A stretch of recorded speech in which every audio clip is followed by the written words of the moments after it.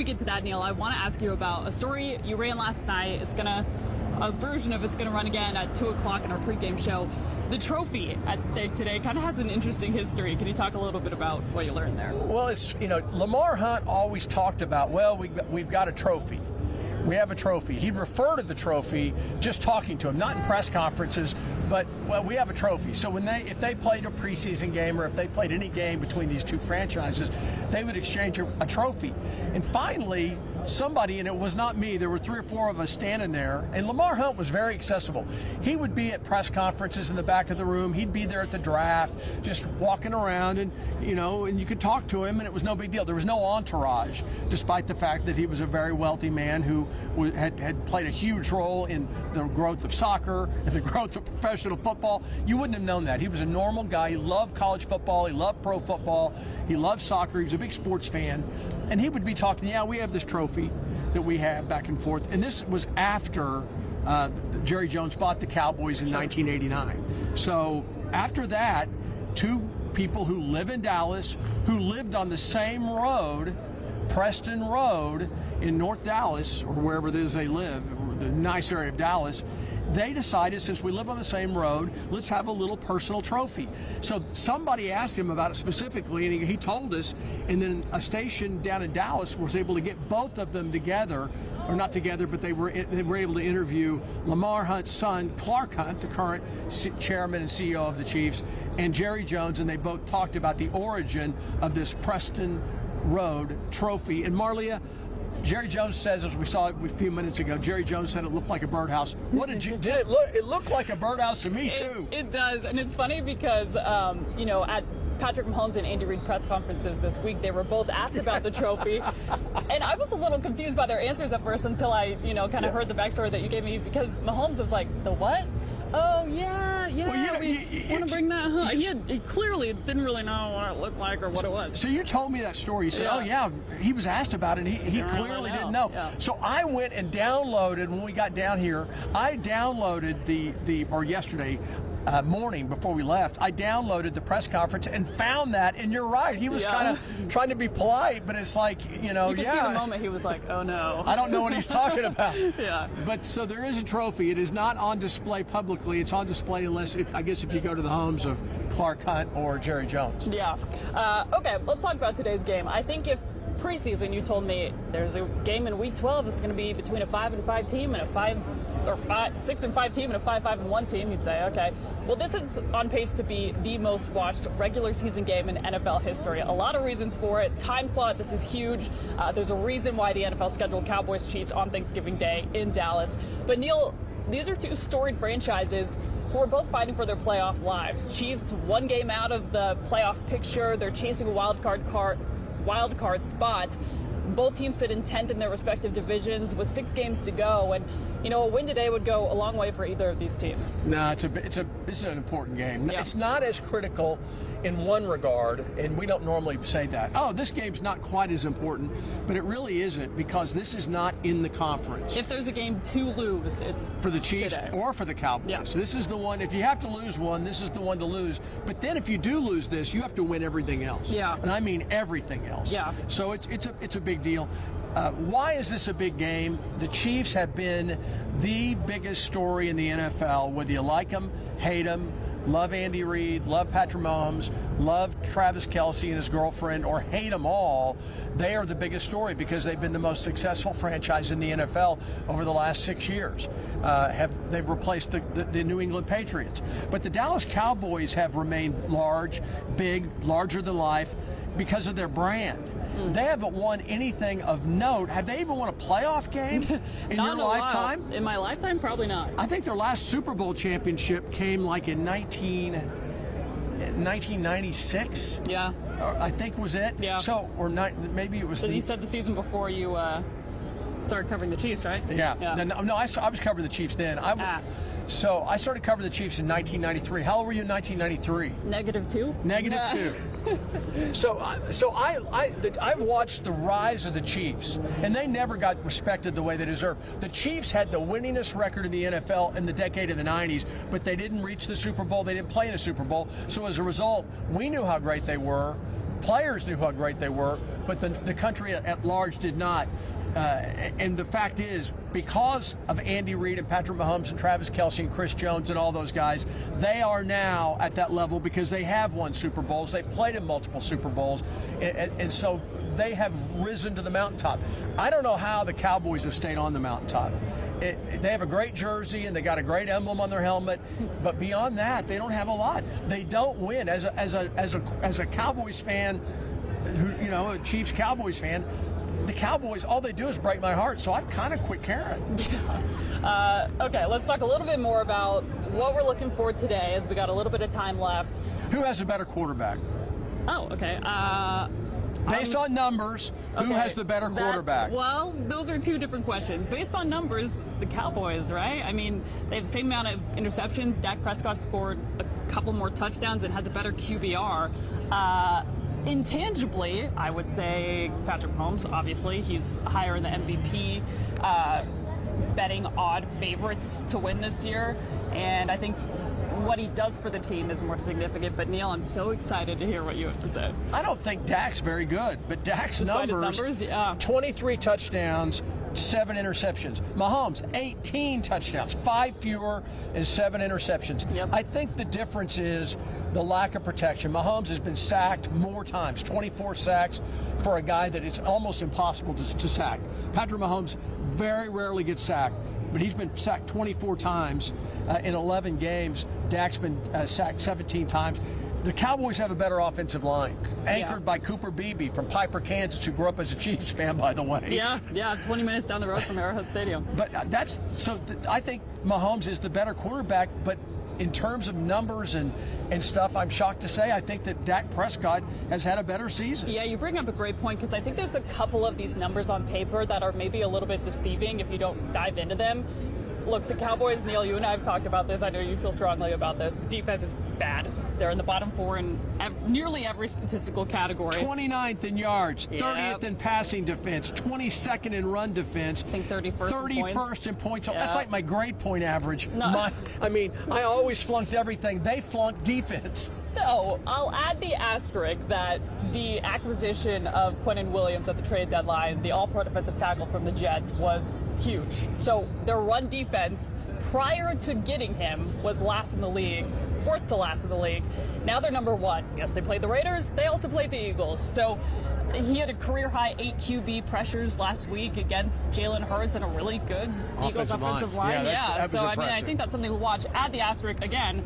No Trey Smith today, Neal. Yeah, when he hobbled off the field last week, I got video of that, and my heart wanted to break. Yeah. Because he's a guy that the Chiefs are going to need. He's one of the anchors of that offensive line, and the offensive line as a whole, it's been a disappointment this is the 3rd year in a row, I think, that they have not been to the level that they would like to be at, primarily at the tackle position. They need all hands on deck, and they need to play well. The tackles need to give Patrick Mahomes time to work his magic against a defense of the Cowboys that we know on the back end, especially with the safeties and corners, is vulnerable. But those vulnerabilities cannot be exploited if Mahomes does not have time to throw the football. The one thing that happened last week that I think was very impressive and a great sign, the Chiefs not only tried to run the football against a decent run defense for the Colts, they were able to run the football. Yeah. And they forget who did it. They did it with their backup, a guy that wasn't even on the roster to start last season. But the bottom line is they got it done. They need to run the football, and I don't care who it is. I don't care if it's Pacheco, who's back from the injury list, we believe. It doesn't matter who it is, but they need to run the football, in my opinion, to try to negate the pass rush a little bit. Yeah, Kareem Hunt, year 8, rushed for 104 yards on 30 carries, which is his career high of the season. He hadn't hit triple digits yet this year. Named AFC Offensive Player of the Week for the first time in 7 years. Kind of cool to see a young-looking Kareem Hunt. I know Andy Reid in the past has called Jerick McKinnon a dinosaur once he hit 30. Yeah. So that workload at that age is a lot for a guy that's used to being a 1-2 punch with Isaiah Pacheco. Andy Reid tells us he will be back today. He kind of added the I guess, qualifier, caveat, of we don't know how much. So will he get a couple snaps? Will he be full Isaiah Pacheco? We don't really know. But regardless, Neal, the run game and the lack thereof was a big storyline the first couple weeks of the season. Patrick Mahomes was leading the team in rushing, I think, until week 5. But part of that, I thought, was because of the way they called the games. They were not trying to run, which I think tells you a little bit about what they thought about their running attack. They did not feel running the football was going to give them success, so they threw it. I mean, Andy Reid and Matt Nagy, they're going to do what works, and if it's not working, they're not going to run it as much or call that play. So the fact that they called so many run plays last week was a good sign, and I think it did help the Chiefs.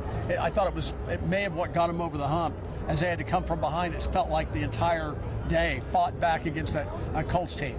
Yeah, big win over the Colts on Sunday, handing them their 3rd loss of the season. We touched on this.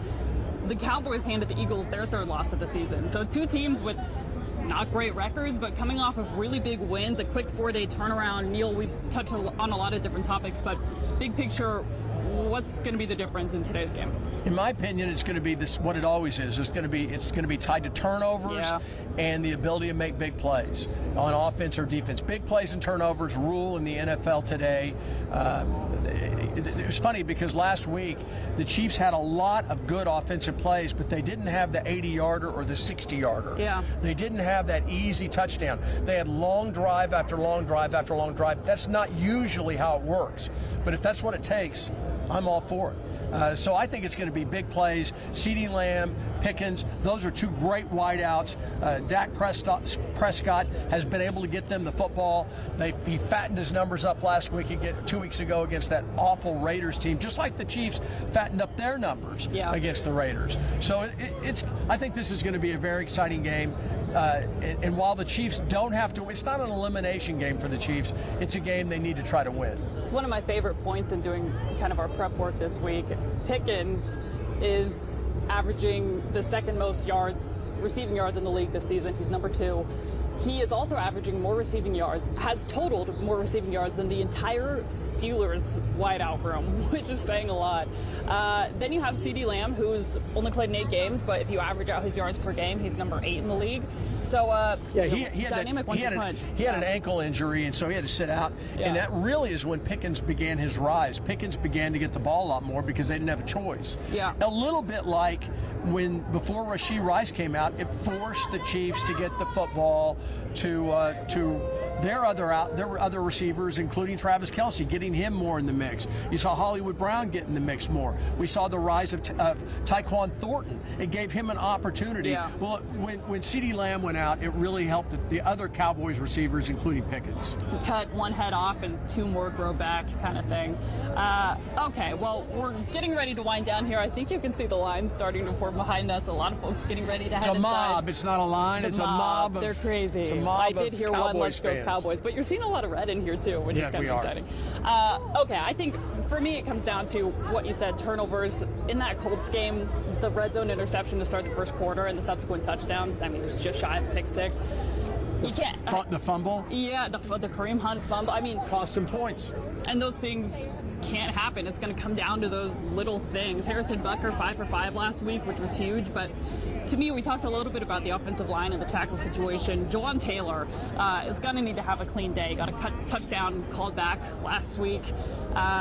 Had a rough start to the season when it came to penalties. Then it seemed like he cleaned things up a little bit, but kind of took a backward slide the last 2 weeks. So penalties have been an issue for this team. The Cowboys force a lot of them. I think they might be number 2 in terms of opposing teams' total penalties and penalty yards. So clean game, no turnovers, no self-inflicted errors, and then just do what the Chiefs do and have a big day. One thing that might happen today is we might see Butker go for like a 70-yard field goal for the last play of the half, because in this dome the ball flies. That's and a fair point. If you're going to break a record, it's going to be in a place just like this. Yeah, I've never been inside here, Neal. I know you haven't covered a Cowboys game here, but you've been here for Big 12 Media Days, Big 12 Championship. What are Cotton Bowl. Cotton Bowl.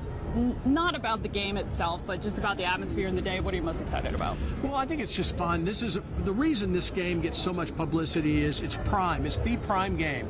It's the second game of the day on Thanksgiving Day. There's only 3 games. And one of them, the last game's not even on network television. It's on one of the streaming services, which doesn't reach as many people. So this is the prime game. And the halftime show will be a big thing. I mean, it's everything about this game is a big deal, and it's part of our American heritage. Thanksgiving is an American holiday. They might celebrate it in Canada, I don't know, but it was born here, and it's something that we do. And it happens during football season, and so football has been married to it. It's just a wonderful thing. Sit around the table, eat a huge meal, and then go watch football. And today it involves our favorite team, the Kansas City Chiefs, and these people's favorite team, the Dallas Cowboys. And it's going to be right here on KCTV5 at 3:30. Tune in at 2 o'clock. We're going to have a special edition of KC Countdown live on the field. Neal and I are going to head inside after our noon show. Should be a lot of fun. We'll get you ready for kickoff and get all the breaking stories we have from our boots on the ground here in Dallas. But for now, Janae, we'll send it back to you.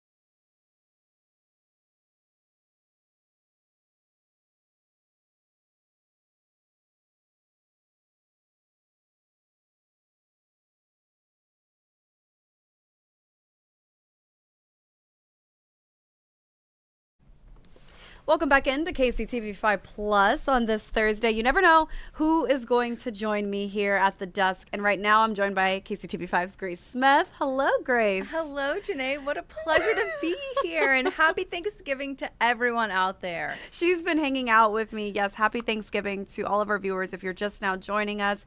And before we send you over to our noon newscast, we have to do a little Thanksgiving send-off. So, favorite Thanksgiving dish? What are you grabbing? Okay, so I'm pretty basic. Okay. Mashed potatoes. Mashed potatoes. Is a must. And then I know this with is gravy? No. No gravy? I don't really like gravy. Okay. Except maybe We're not on judging. chicken. Okay. Okay. But I would also grab some mac and cheese, which I know some people don't really think that is a Thanksgiving dish. I love mac and cheese. But I think it ties everything together. It does. Yeah. Okay, so what are you grabbing? Is that it? That's all that's going on your plate? And turkey, of course. Turkey? Not ham, turkey? Yeah, turkey. Just because I feel like it's Thanksgiving. Yeah, it's ham's more like Christmas. Right. Okay. Right. So I'm grabbing the ham regardless. Mac and cheese. The ham. Who cares? The ham. I do love mashed potatoes, but I love gravy. You do? Yes. And I love stuffing. I used to not, but I love stuffing now. Okay, favorite dessert, really fast. Okay. I'm not a big sweets gal. Yeah. But if maybe a brownie or chocolate pie. Chocolate pie. Yeah. Or pecan pie. Okay, you have me there. It has to be pecan pie? warmed up though, right? Yeah. There we go. With ice cream. With Pecan ice cream, pie 100%. with ice cream, and it needs to be warmed up. That'll do it for us here on KCTV5 Plus on this Thursday. Go out and enjoy your holiday. Be with your loved ones, and definitely share what you are thankful for this year. We are going to continue our coverage out in Dallas with Marleah Campbell as well as Neal Jones, but we're just a few minutes away from our noon newscast. So we'll see you right back here tomorrow. Have a good one.